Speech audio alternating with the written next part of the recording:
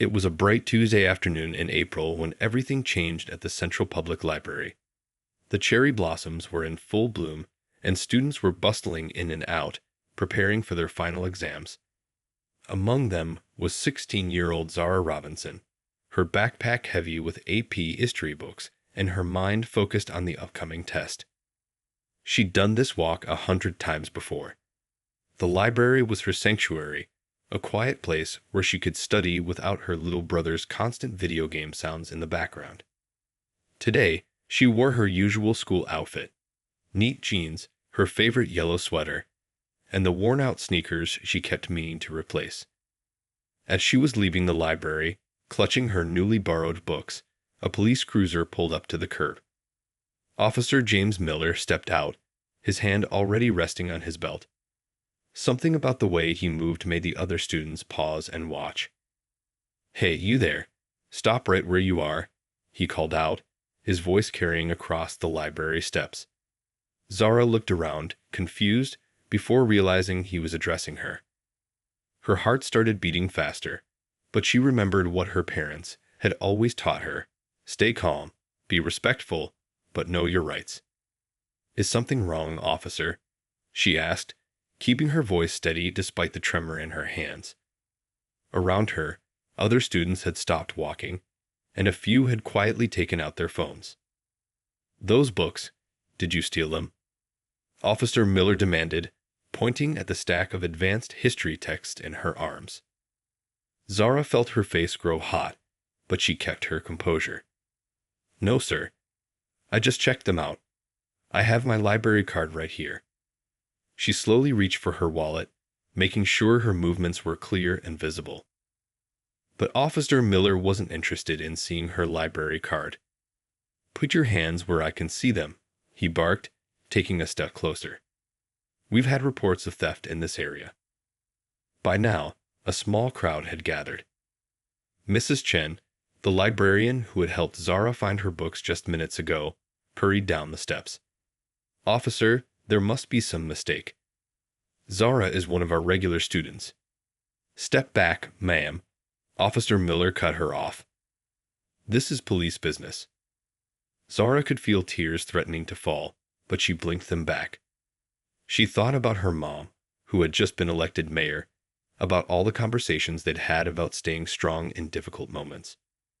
She took a deep breath and spoke clearly. "Officer, I have my student ID and my library card. The books are checked out in my name. You can verify this with the librarian or check the system." Instead of listening, Officer Miller reached for his handcuffs. The metallic clicks seemed to echo across the suddenly silent library steps. "Turn around and put your hands behind your back. You're under arrest for suspicious behavior and resisting an officer." "I'm not resisting," Zara said firmly, even as he roughly pulled her hands behind her back. She could hear the murmurs of the crowd growing louder, could see more phones recording the incident.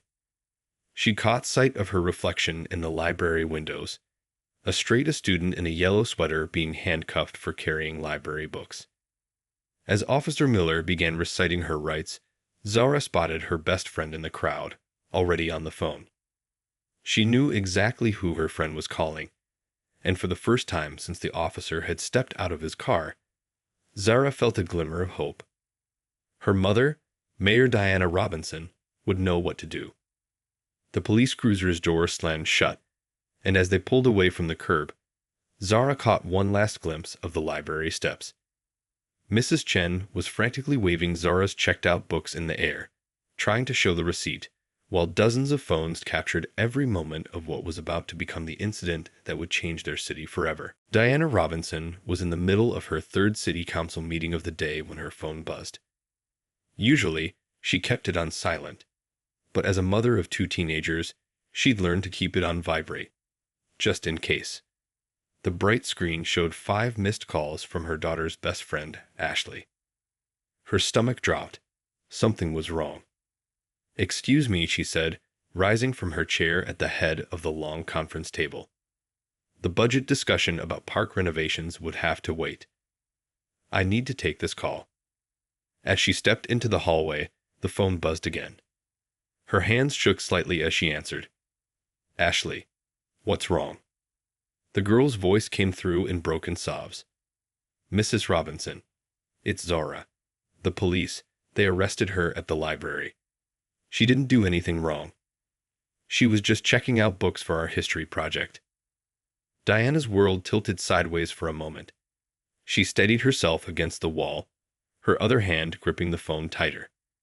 Years of handling crisis situations as a community leader kicked in, helping her keep her voice calm. Start from the beginning. Tell me exactly what happened. As Ashley described the scene, Diana's mind was already racing through protocols and procedures, not just as a mayor, but as a mother whose child was now in police custody. She could hear the council meeting continuing behind the closed door, but that seemed distant now, like background noise in a dream. Her assistant, noticing her pale face, rushed over with a notepad. Diana started jotting down details: officer's name, witness names, time of arrest. Her pen pressed so hard it nearly tore through the paper. Mrs. Robinson. Ashley's voice cracked. Everyone was recording. It's already all over social media. The officer, he wouldn't even look at her library card. Just then, Diana's other phone, her official mayor's line, started ringing. The police chief's name flashed on the screen. Of course, he would be calling.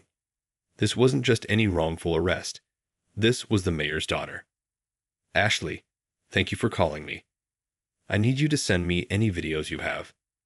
Then go back inside and talk to Mrs. Chen. Get the library's security footage. Diana's voice was steady now, her shock transforming into focused energy. Walking quickly toward her office, she passed the wall of previous mayors' portraits, all of them men, all of them white. She was the first to break that pattern, and now her daughter was caught in the crossfire of a system that still hadn't fully changed. Her assistant hurried after her, already rescheduling meetings. The police chief called again. Her personal phone dinged with news alerts. The story was spreading fast. As she reached her office, she saw the first video pop up on her social media feed. Her daughter, honor roll student and debate team captain, being handcuffed outside the public library. Diana sat down at her desk, took a deep breath, and straightened her jacket. She had fought hard to become mayor, promising changes to this very system. Now the system had her daughter in its grasp, and every move she made would be scrutinized. Handle it wrong, she'd be accused of abusing her power. Handle it too carefully, and she'd be failing her daughter. The police chief called a third time. Send a car, she told her assistant. I'm going to the precinct. She stood up, gathering her strength. And get me police officer Miller's complete service record. Every complaint, every commendation, every traffic ticket he's written. Everything. As she headed for the door, her phone buzzed with a text from Zara. Mom, I'm okay. I followed all the rules like you taught me. I'm scared, but I'm okay. Diana felt tears well up in her eyes, but she blinked them back. Now wasn't the time for tears. Now was the time for action. She stepped into the waiting elevator, her mind already mapping out the battle ahead. This wasn't just about her daughter anymore. This was about every child who'd ever been wrongly accused, every parent who'd felt helpless, every citizen who'd lost faith in the system. The elevator doors closed, and Mayor Diana Robinson squared her shoulders. She was about to show her city what real leadership looked like. The police station buzzed with nervous energy as Mayor Diana Robinson walked through the front doors. Officers who usually greeted her with easy smiles suddenly found their paperwork fascinating. The desk sergeant fumbled with his coffee cup, nearly spilling it as she approached. I'm here to see my daughter, she said, her voice carrying across the lobby. And after that, I'd like a word with Officer Miller. The station fell so quiet you could hear the ancient ceiling fan squeaking overhead. Through the glass partition, Diana could see officers whispering to each other, phones in hand. News traveled fast in their small city. Mayor Robinson, the desk sergeant stuttered, Chief Thompson is waiting for you in his office. He'd like to speak with you first. Diana checked her watch. My daughter has been here for 45 minutes. As her mother, I'm seeing her first. As mayor, we'll deal with this situation afterward. A young officer led her through the maze of desks to the holding area. Each step echoed against the linoleum floors, and Diana could feel every eye in the building following her.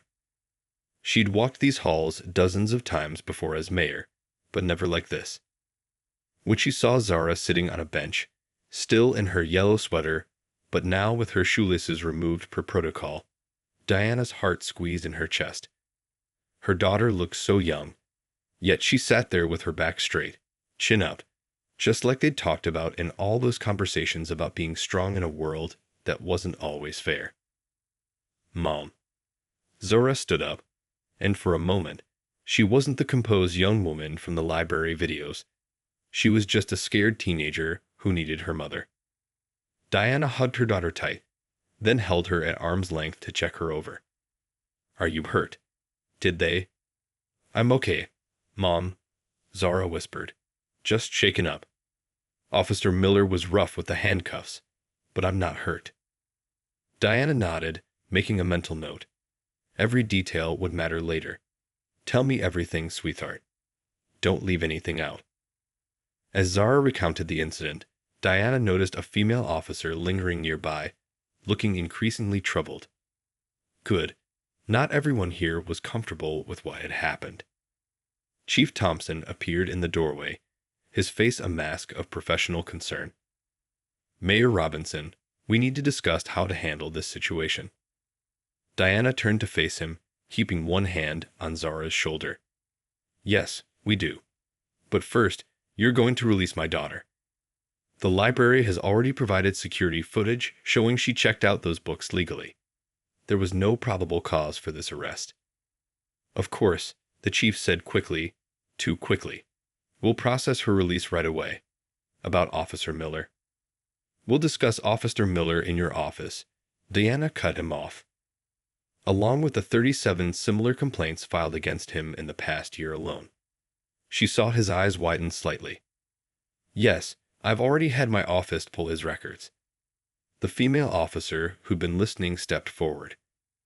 Ma'am, I'd like to file a report about some things I've witnessed regarding Officer Miller's conduct during traffic stops. Diana pulled out her phone and checked her messages. More videos had surfaced. The story had hit the national news. Her inbox was flooding with emails from concerned citizens, civil rights groups, and reporters.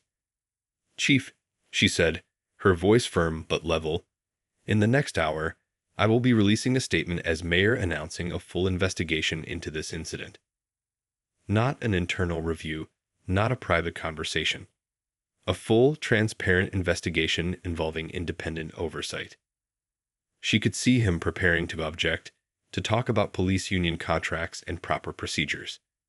But Diana wasn't finished. After that, I'm announcing the formation of a citizen review board with real power, something I've been pushing for since taking office. What happened today isn't just about my daughter. It's about every parent who fears for their child's safety, every citizen who's lost trust in the system. The chief's face reddened. Mayor Robinson, with all due respect. Respect? Diana's voice could have frozen fire. Let's talk about respect. My daughter was arrested for reading books. Where's the respect in that? This ends now. Not just for Zara, but for everyone. She turned back to her daughter, who was watching her with a mix of pride and concern. Let's get your things, sweetheart. Then Mom's got some work to do. As they walked out of the station together, Diana's phone buzzed with another message. The library had organized an impromptu rally on its steps. Hundreds of students were there, each holding a book in the air like a shield. Change was coming to their city, ready or not. The stack of folders on Diana's desk grew taller as each hour passed. What started as a trickle of complaints against Officer Miller had turned into a flood. People who had stayed quiet for years were finally finding their voice.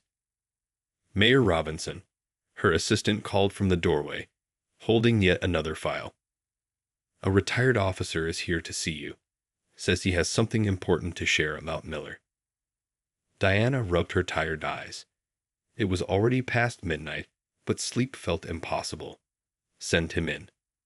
The retired officer who walked in was older, his hair gray at the temples. His hands shook slightly as he sat down. I should have spoken up years ago, he began, his voice heavy with regret. I was Miller's training officer when he first joined the force.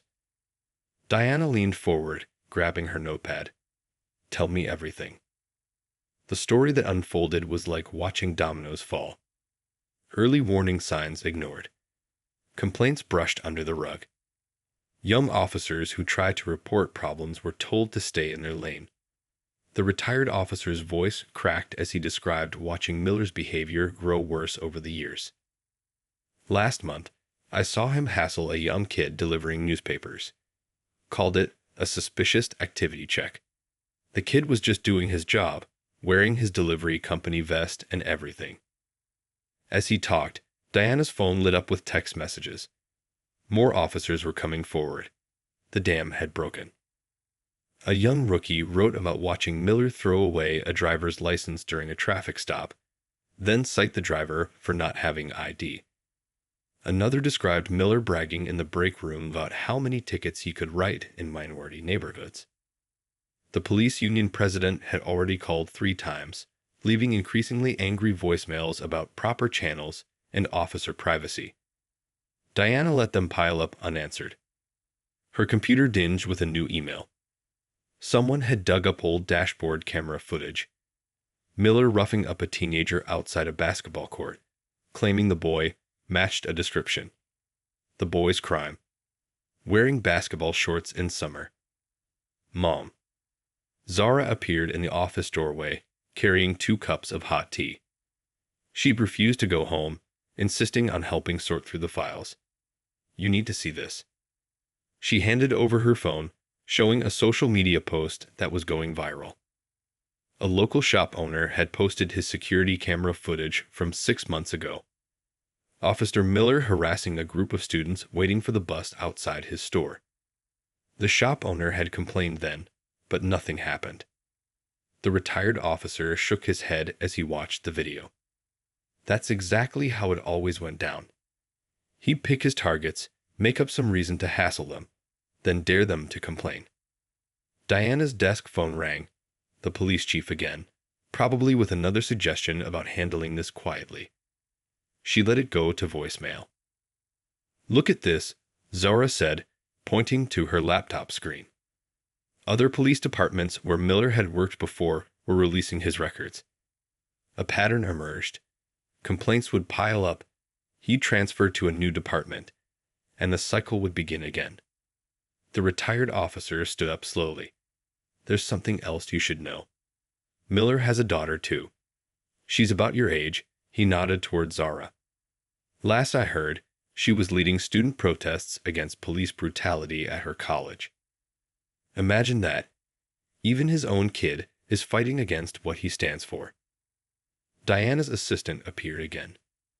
Ma'am, there are 5 more officers waiting to speak with you, and the morning news shows all want interviews.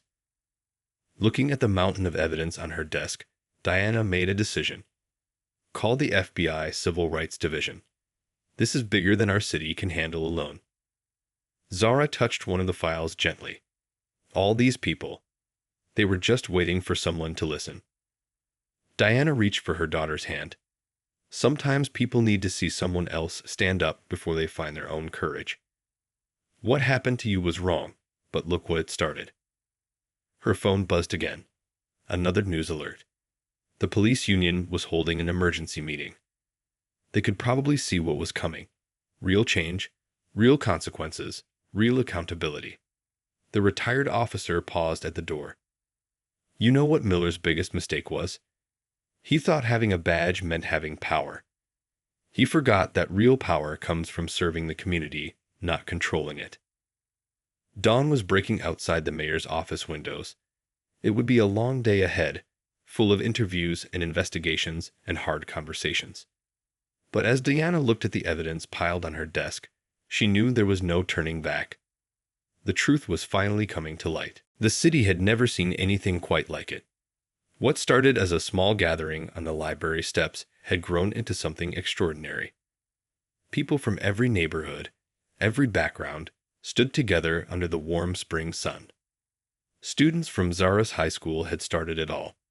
They came with handmade signs reading "Books Not Handcuffs" and "Knowledge is Not a Crime." But they weren't alone for long. Parents joined with their children. Teachers arrived carrying armfuls of books. Even Mrs. Chen, the librarian, had set up a table where she was issuing library cards to anyone who wanted one. "I've worked here for 30 years," Mrs. Chen told a local reporter, her voice strong despite her tears. "I've never seen a student more dedicated than Zara. What happened to her could have happened to any of our children." The crowd grew larger as community leaders took turns speaking from the library steps. A local pastor shared stories of other young people who'd faced similar treatment.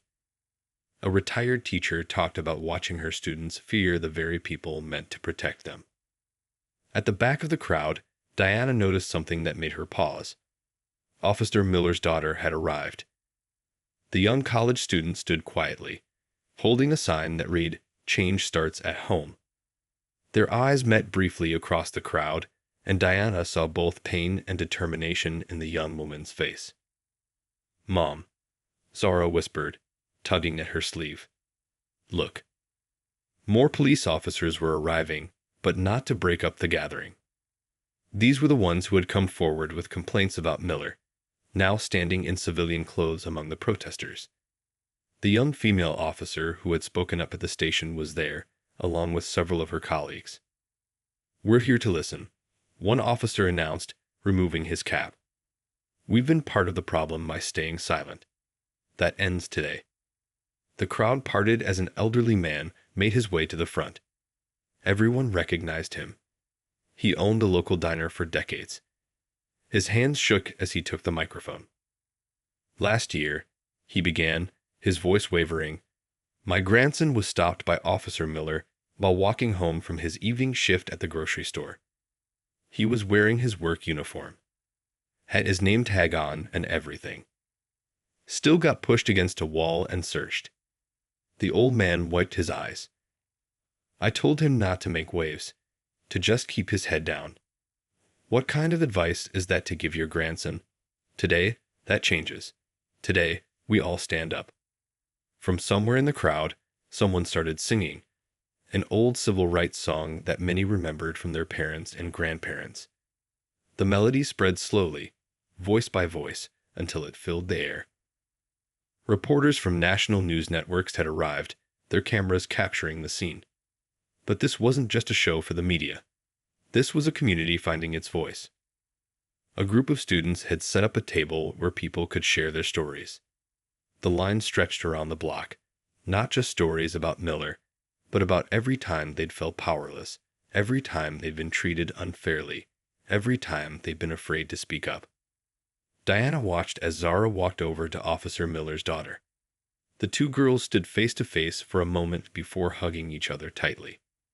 Both were crying, but both were smiling too. Two daughters on opposite sides of a divide, finding common ground in their hope for change. The police chief arrived, looking uncomfortable in the growing crowd. He made his way to Diana, tugging at his collar. "Mayor Robinson, maybe we should discuss this inside." "No," Diana said firmly. "This isn't a backroom discussion anymore. This is exactly where it needs to happen. Out here, in the open, with everyone's voices being heard." As the sun began to set, someone brought out candles. The library steps glowed with hundreds of tiny flames, each one representing a story, a hope, a demand for change. Mrs. Chen had kept the library open late. Through the windows, Diana could see people inside, not just checking out books, but holding small group discussions, writing letters, planning next steps. This wasn't just a protest, it was the beginning of a movement. The elderly diner owner approached Diana, tears still in his eyes. "My grandson is watching all this online from college. He said for the first time, he feels like his voice matters. Diana squeezed his hand. It always mattered. We just needed to learn how to listen. The city council chamber was packed like never before. Every seat was taken, people lined the walls, and a crowd gathered outside watching on hastily set up screens. Diana stood at the podium, her voice steady as she unveiled the changes that would reshape their police department. Starting today, she announced, every officer will wear a body camera that cannot be turned off during interactions with the public. The footage will be available to citizens within 24 hours of any incident. A murmur ran through the crowd. Some older officers shifted uncomfortably in their seats, but others, especially the younger ones, nodded in agreement. Additionally, we're establishing a civilian oversight board with real power. This board will include community members, civil rights lawyers, and retired judges.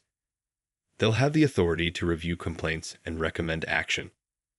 In the front row, Zara sat next to Officer Miller's daughter, who had become an unexpected ally in pushing for reform.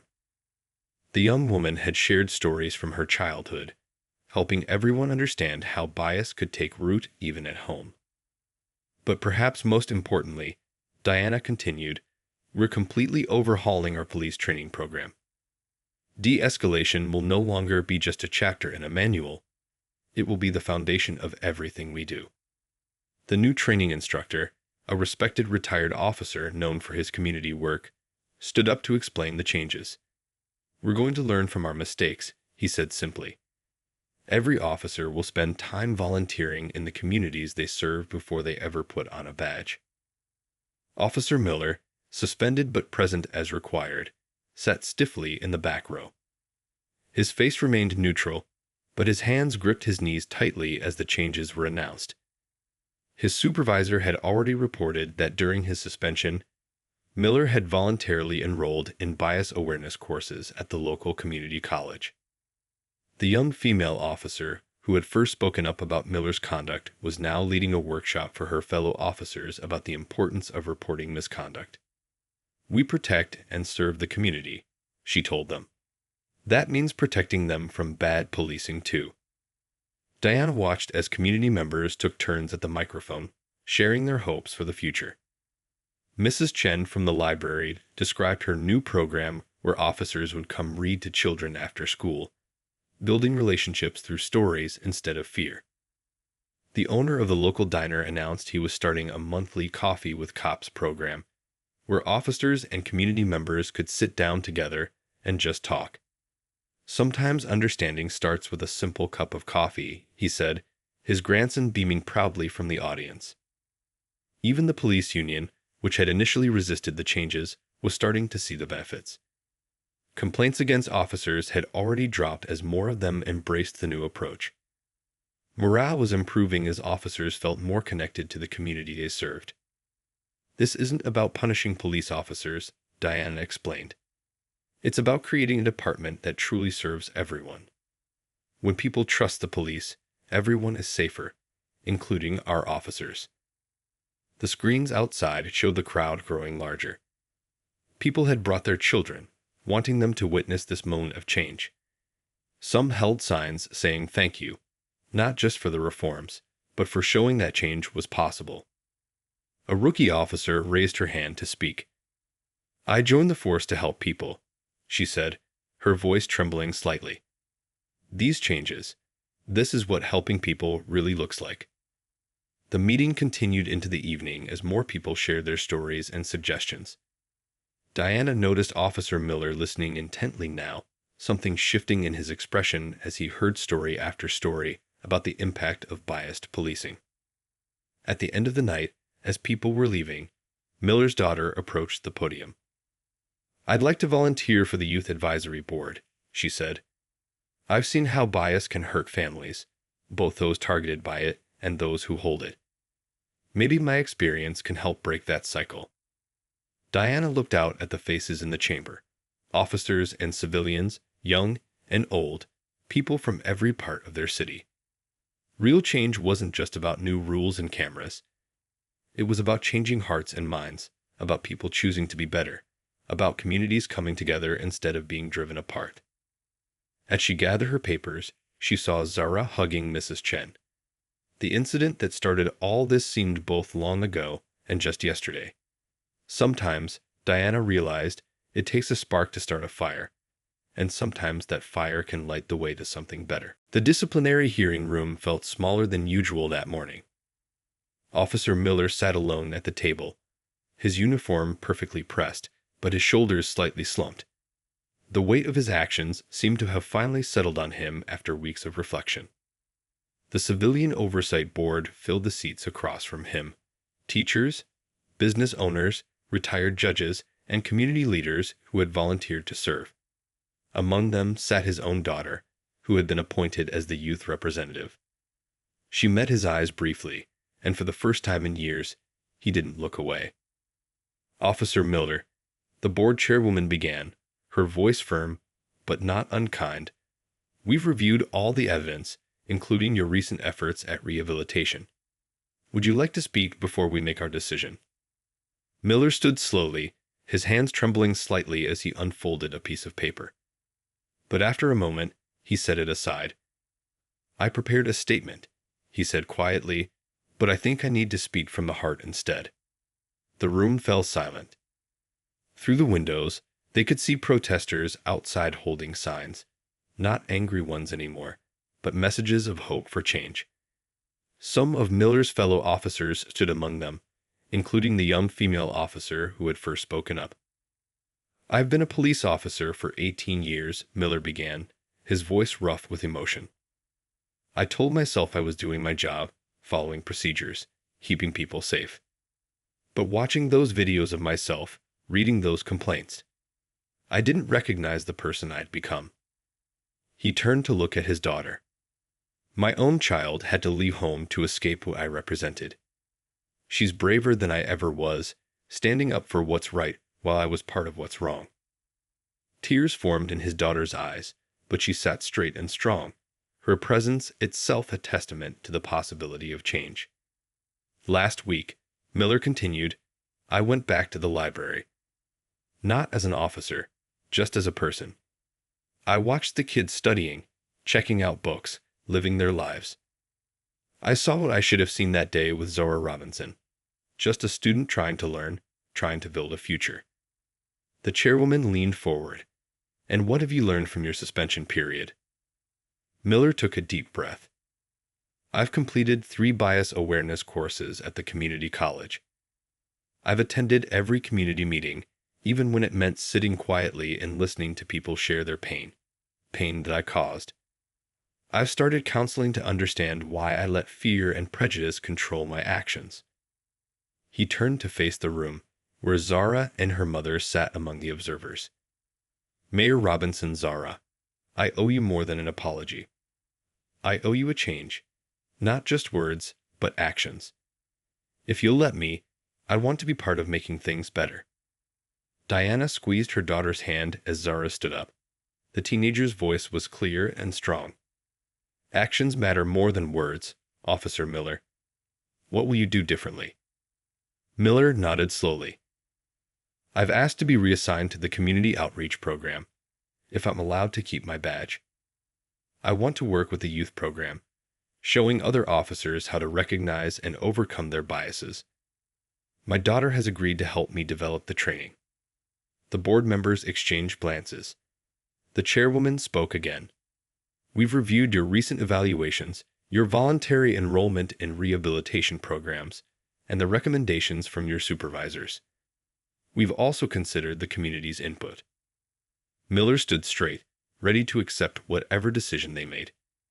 His daughter reached across the table and took his hand, the first time she had done so in years. "Officer Miller," the chairwoman announced, "we believe in second chances when they're earned through genuine change. You'll be reinstated, but with conditions.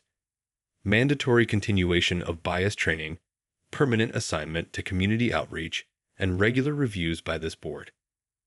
Additionally, you'll work with the Youth Advisory Committee to share your story of transformation." The tension in Miller's shoulders released slightly. He looked at his daughter, then at Zara, then at his fellow officers in the room. "Thank you for the opportunity to do better. I won't let you down." As people began filing out of the room, Miller's daughter hugged him. Through the window, they could see the sun breaking through the clouds, shining on the protest signs that now read, "Change is possible," and "Growth takes courage." Sometimes, the hardest reckonings lead to the most important transformations. 6 months had passed since the library incident, and the police department looked different now. Not just in policy, but in spirit. The front desk, once cold and intimidating, now hosted a community bulletin board filled with event announcements and success stories. Officer Miller stood before a group of new police recruits, his badge polished, but his demeanor humble. "Let me tell you about the day I made the biggest mistake of my career," he began, as he did all his training sessions now. "The day I let my biases nearly destroy a young person's trust in the system, and my own daughter's trust in me." The recruits sat forward, some taking notes, others nodding in understanding. This wasn't the usual police training they'd expected. Among them sat 2 community members, part of the new program where citizens help shape officer training. "When I was your age," Miller continued, "I thought being a good officer meant being tough, being in control. Now I know it means being human first, being part of the community we serve." Outside the training room, the department hummed with activity. The new community policing programs were showing remarkable results.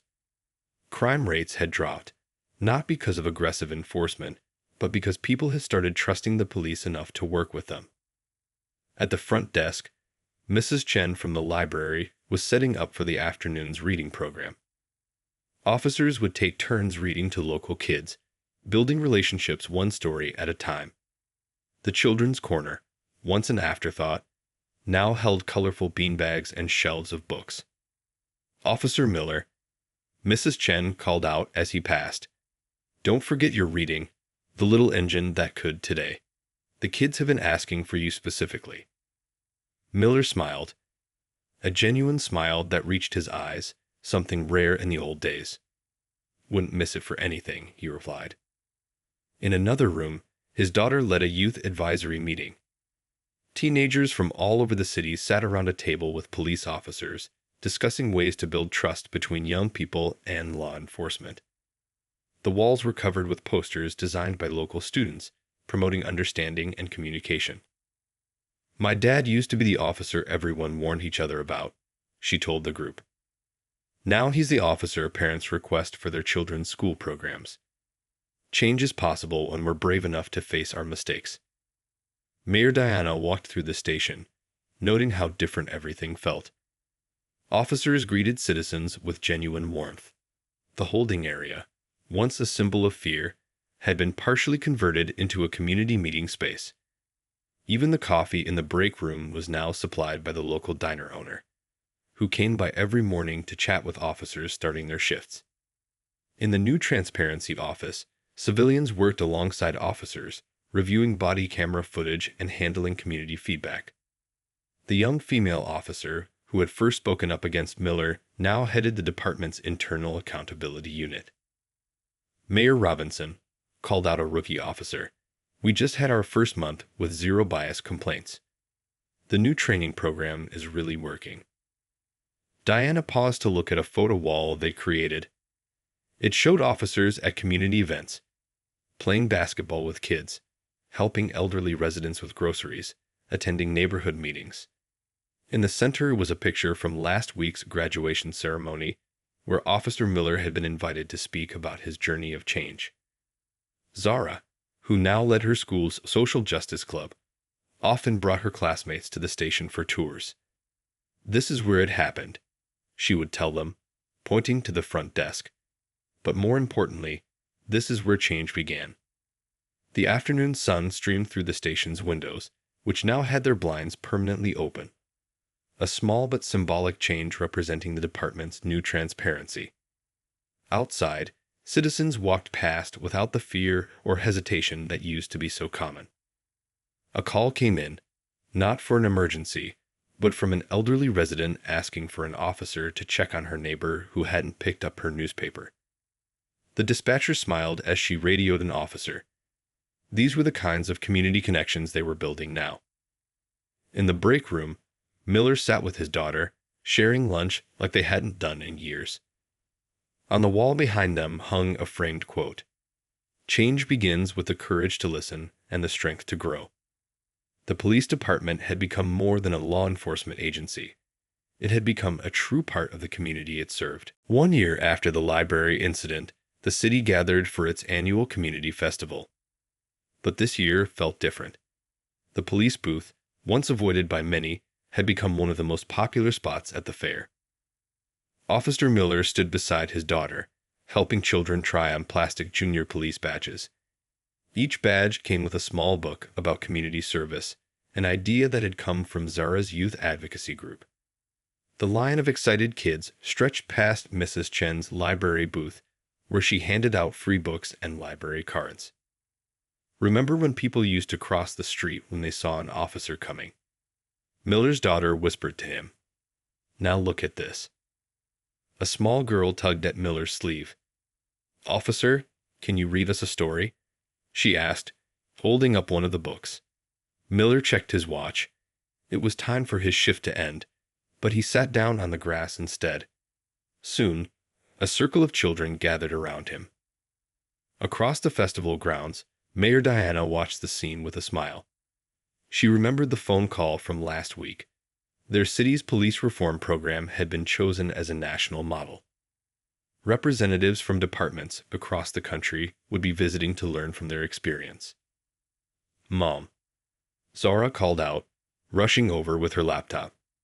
"You need to see these statistics." Her advocacy group had been tracking the changes. Complaints against officers had dropped by 85%.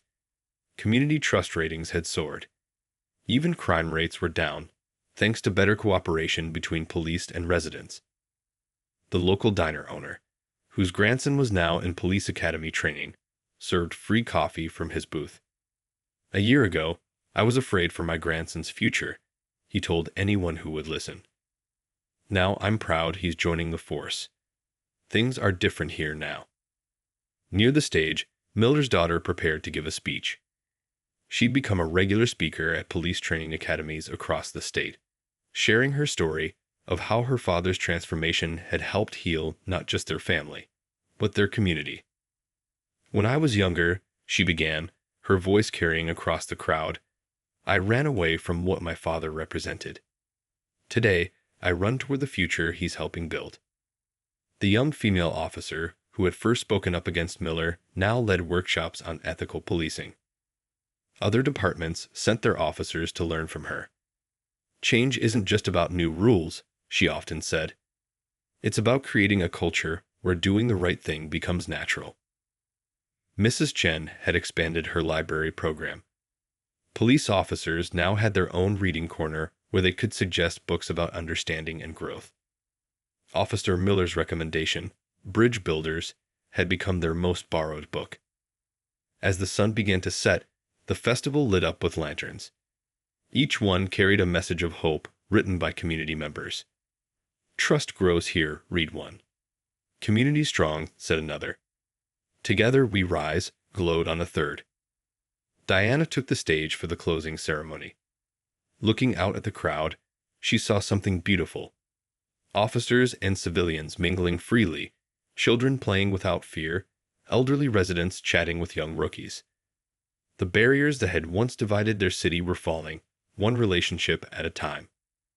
"A year ago," she began, "a mistake brought us to a crossroads. We could have let it divide us further. Instead, we chose to grow. We chose to listen. We chose to change."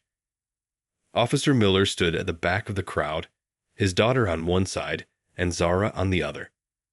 Both girls had been accepted to law school, planning to continue their work in community justice from a new angle. The diner owner's grandson, now in his police academy uniform, joined them. "Your story is the first thing they teach us now," he told Miller, "about how change starts with admitting our mistakes and doing better." As the ceremony ended, fireflies began to dance among the lanterns. Children chased them while parents watched without worry. Officers on duty smiled and waved, part of the celebration rather than separate from it. Miller's daughter hugged him tight. "Dad, She whispered, "We did it. We really did it."